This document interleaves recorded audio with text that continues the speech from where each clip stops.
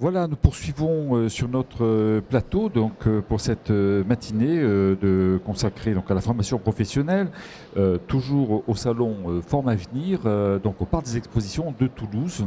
Je rappelle que vous pouvez bien sûr venir jusqu'à 18 h si vous avez la possibilité.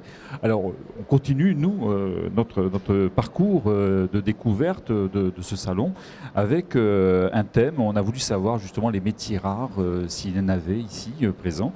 Et on est allé donc découvrir un métier assez rare avec Madame Bernier. Bonjour. Bonjour. Alors donc vous êtes vous donc gérante de ID Géo avec une activité donc la géomatique. Je vous avouerai que moi le premier, bon je n'ai pas beaucoup d'idées donc je pense que je vais vous poser des questions que se poseront certainement les téléspectateurs qui nous regardent.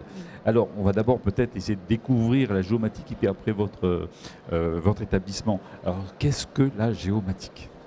Alors le terme de géomatique vient de la contraction de géographie et informatique.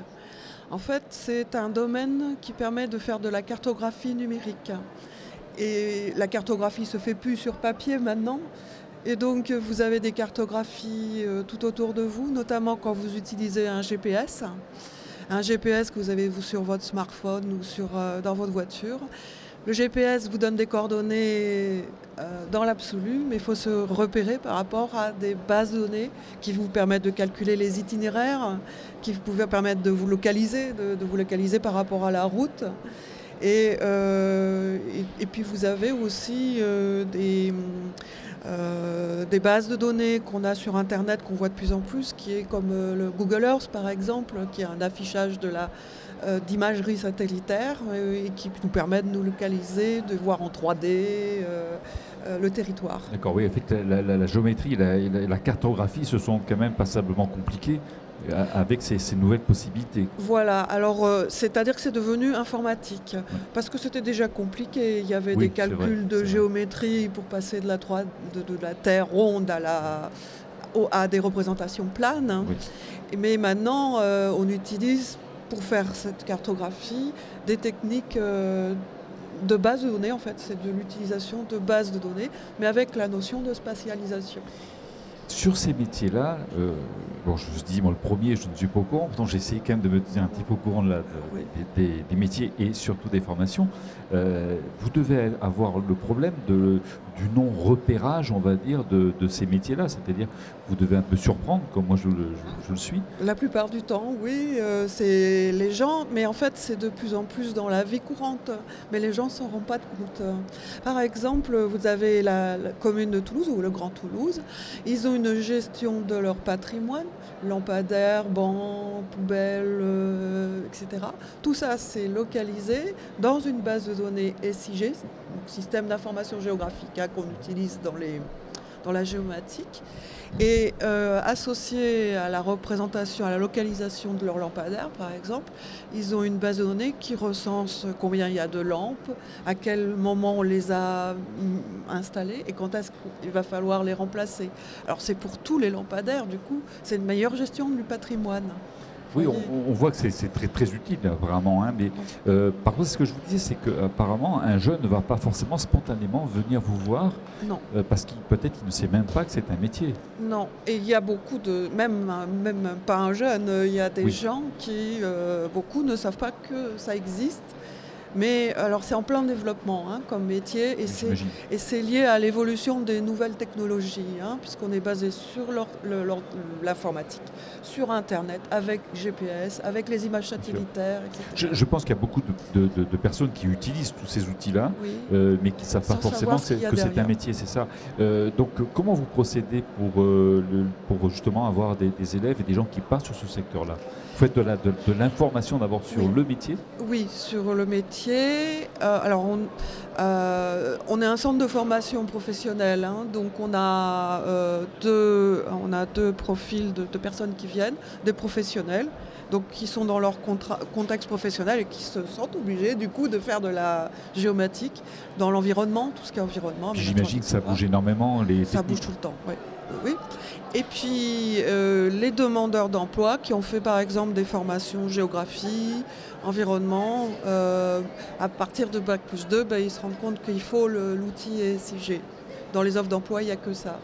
hein, donc c'est comme ça qu'ils se rendent compte et ils viennent chez nous. Votre formation, donc IDGO, donc c'est un Un centre de établissement formation. voilà, qui est purement toulousain ou, Oui, alors on est toulousain, mais tout le monde vient de la France. On a même des gens qui viennent d'Afrique subsaharienne, Cameroun. Le choix de Toulouse est lié aussi, je dirais, à son côté, un peu ces technologies, notamment de l'espace. Oui, notamment par le fait qu'il y a Spot Image qui gère, ils ont envoyé des satellites et vous avez un certain nombre d'images. C'est lié effectivement à cet aspect-là, au fait que le Grand Toulouse est assez avancé dans l'utilisation de ces outils-là. Les formations que vous proposez durent combien de temps? Quelles sont les conditions, les prérequis pour y rentrer? Oui, alors on a une formation qui est dite longue dans notre secteur, c'est-à-dire qui permet de se réinsérer dans le domaine de la géomatique quand on a des profils de géographes environnementalistes qui durent 5 mois. Et on prend à partir de Bac+2 ou Bac avec une expérience professionnelle dans des domaines d'utilisation. Et donc, alors il y a un test de sélection et c'est un certificat de compétences. C'est sur quoi? Ça va être surtout peut-être sur la connaissance de l'outil informatique? Non, oui, alors déjà connaître l'ordinateur, faut pouvoir suivre, hein, parce que c'est toute la journée sur ordinateur. Hein. Il faut pouvoir suivre les instructions, donc connaître l'ordinateur, on sélectionne par rapport à ça, et le projet professionnel essentiellement. Et il y a une partie qui est financée par la région de cette... voilà. Donc un parcours alors qui aboutit à un diplôme, une qualification? Un certificat de compétences. Ça veut dire qu'il n'existe pas encore à l'heure actuelle de diplôme par rapport à... Si. Au niveau formation initiale, alors ça c'est pas notre organisme, vous avez des licences professionnelles qui existent. Il y a une licence professionnelle à l'université de Toulouse avec Hoche, hein, voilà, qui existe, et vous avez des masters aussi dans ce domaine. Voilà. On a donc un certain nombre déjà de... Depuis une dizaine d'années, vous avez l'université qui a pris en main ce domaine pour mettre en place des diplômes. Alors quand on est un jeune, qu'on rentre dans ce type de formation, je ne parle pas des gens qui sont déjà en poste, parce que cela, la question ne se pose pas trop, qu'on rentre dans ce domaine, donc on a vu à peu près les prérequis, il faut être un peu matheux quand même, non? Non, on a des géographes, les géographes ne sont pas du tout matheux en général, ils n'aiment pas trop. Non, parce qu'il y a des notions mathématiques derrière, mais il faut juste savoir à quoi ça va aboutir, quels sont les problèmes qui sont induits là-dessus. Mais sinon, c'est bon, on peut s'en sortir. Hein. C'est pas... plus une représentation de l'espace, il faut être capable d'avoir... Voilà, il faut avoir... en fait, c'est surtout de l'informatique et savoir de quoi on parle. Et comme c'est sur l'aménagement du territoire, l'urbanisme, l'environnement, le fait d'être thématicien, on appelle ça thématicien plus informaticien en fait, hein, globalement, c'est fondamental en fait. Mais on a des géomètres aussi qui viennent se former et eux ils sont matheux effectivement. D'accord. Donc je voulais simplement savoir, c'est donc les jeunes qui rentrent là-dedans vont travailler alors apparemment dans tout un tas d'établissements, services publics ou pas d'ailleurs. Ou privés. Hein. Collectivités territoriales, les gros utilisateurs. Et puis les sociétés de services qui travaillent pour les collectivités territoriales, les bureaux d'études dans le domaine de l'environnement, l'aménagement du territoire. Vous avez les gestionnaires de réseau. Gestionnaires de réseau actuellement, il y a pas mal de demandes au niveau technicien SIG. Réseau électrique, réseau de gaz, pour localiser les conduites de gaz qu'il y a sous la voirie.